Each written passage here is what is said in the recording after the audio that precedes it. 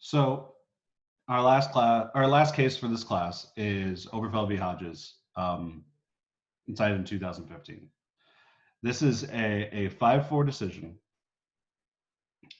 which is a consolidated case, including petitioners from Kentucky, Tennessee, Ohio, others, all to answer some very basic questions.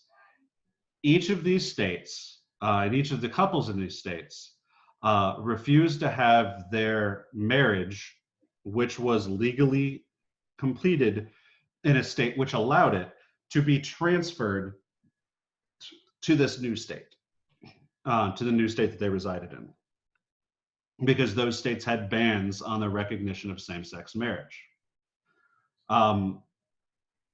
There's two issues in this case that the court deals with. But I'm going to talk about a third issue, because I remember listening to these oral arguments after they were released, not like you can today and just listen to them live, but I remember listening to these oral arguments when they were released and thinking that if this decision was written a certain way, this was going to be a 6-3 decision with Justice Scalia with the majority, in a very particular way.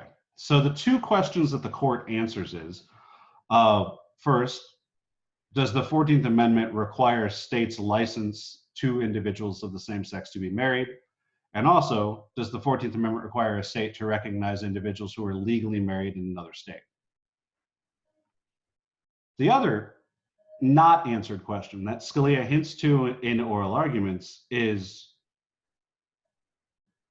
does the full faith and credit clause require states to recognize legally married individuals from other states? The majority doesn't answer that question. They go much broader, and Justice Kennedy again writes the opinion. But I think Scalia probably would have signed on board to a majority in this case that would have effectively required states to recognize marriages bound in other states, but they didn't go in that direction. So with regards to the two questions asked, Justice Kennedy writes that absolutely, the 14th Amendment does require states to license same-sex marriages, and also it requires states to recognize individuals who are legally married in other states. But the first question sort of supersedes the second for the importance in this case. This is an amazingly pretty opinion. The language is beautiful. When I have married friends of mine, I oftentimes use quotes from this case during the ceremony. It's not good law. Much like Justice Scalia's dissent in Windsor, there's a lot of hand waving. There's a lot of sleight of hand. And at the end of it, there exists a substantive due process right of same-sex individuals to marry. Now, I think there were easier ways to get there. But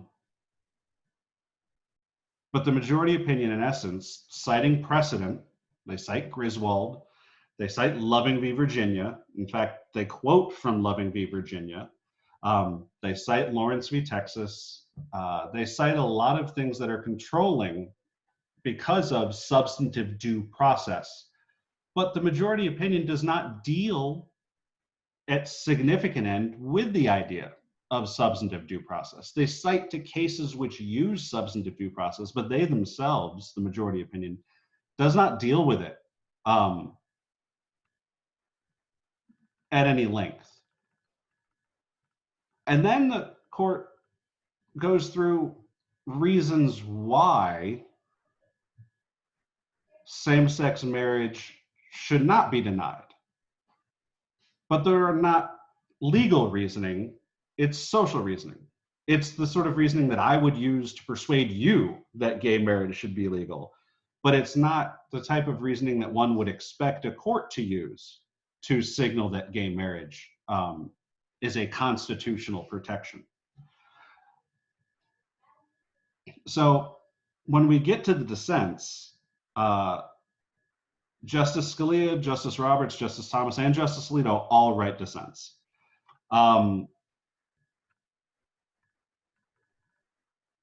Justice Roberts is perhaps the most easygoing in that he recognizes that there do exist substantive due process rights, that fundamental rights absolutely should be incorporated through substantive due process. But he signals a significant warning in that there's a lot of times that we get that completely wrong. He points to Dred Scott v. Sanford as an example. He points to Lochner as an example of times in which the court just completely gets the notion of substantive due process wrong. And he warns that we need to be very careful when we read rights into the Constitution that are not explicitly there, because it gives those rights a protection that is hard to undo. He doesn't stop there. He goes on and he continues to discuss how he believes that same-sex marriage bans absolutely don't violate a right to privacy because there's no government intrusion. The government isn't intruding on something. And there's also no punishment.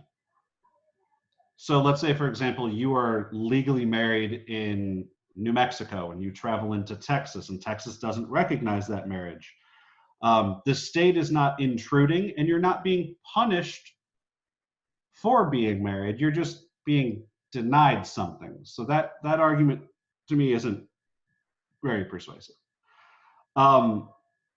Justice Scalia goes significantly broader. Justice Scalia attacks the very notion of substantive due process and says that we've robbed the people from the ability of simply governing themselves. He says he's not sure what the basis for this decision is. It may be the 14th Amendment, it may not, but he says that the majority opinion itself lacks even a thin veneer of law. And I would be hastened to agree with him in this regard. That's why, as I said before we started class today, I'm definitely moving this section forward in this class because I really like teaching this section because it challenges me. I absolutely agree with the policy outcomes of this case. Policy-wise, this case is good. Like I said, it's persuasive. It's well written. It's just not good law. And so while I find myself agreeing in this case with the majority opinion, at least policy-wise, I find myself agreeing with the dissents more legally. And I struggle with myself knowing that I might be the odd one out here. In that if you look at the majority of the court, it's 5 liberals, Kennedy, mostly liberal, especially on this issue. So 5 liberals voting consistently liberal, and 4 conservatives voting conservative. I'm the odd one out in that I stand with the liberals with regards to policy outcomes and the conservatives with regards to reasoning. And so when I warn about being careful about substantive due process as a means to read things into law, I mean so in a broad sense from liberal courts and conservative courts, because in this particularized case, I agree with the policy outcomes. So substantive due process did good by me. But Kennedy is no longer on the court. Kennedy has been replaced. The court's now a 5 majority conservative. Um, if that 5-4 conservative majority wishes to read substantive due process rights into the Constitution, there's no way to change it until the court itself changes. And that puts us in a dangerous position. So as where in this particular case, it's the conservatives arguing against substantive due process because I think they disagree with the outcome of the case. I would argue against substantive due process because I fear the outcome of future cases.